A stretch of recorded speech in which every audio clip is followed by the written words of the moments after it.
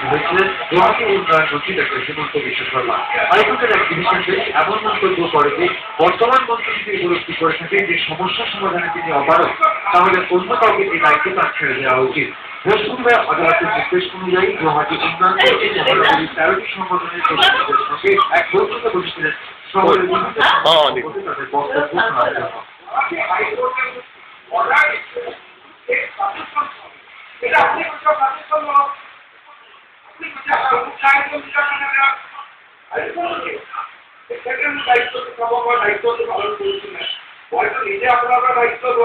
এই বৈঠক স্থায়ী হয় প্রায় 5 ঘন্টা। শহরের বিভিন্ন সমস্যার সমাধানে সরকার যেসব প্রকল্প হাতে নিয়েছে এই সম্পর্কে সংগঠনগুলির প্রতিনিধিদের জানান মন্ত্রী। তবে বৈঠক কিন্তু মোটেই সুস্থভাবে এগোয়নি। অনেকেই মন্ত্রী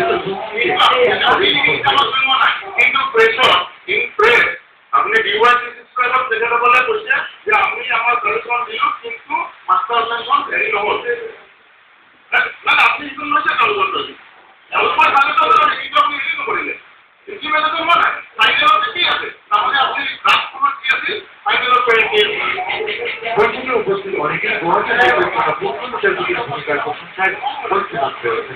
কিন্তু আর ঠিক যাচ্ছে এটা এখানে মিটিং খবরে পাইছে কেবল আমার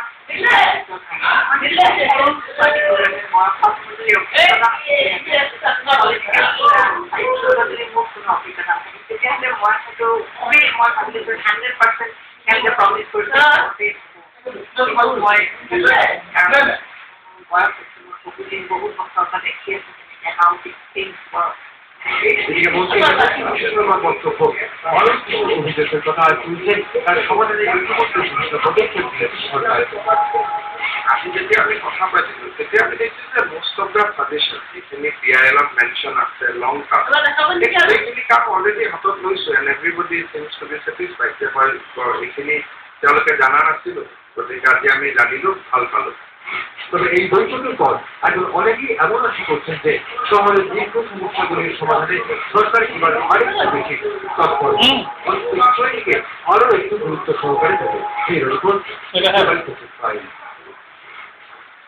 চিকেন বোনা ব্যাগি করছে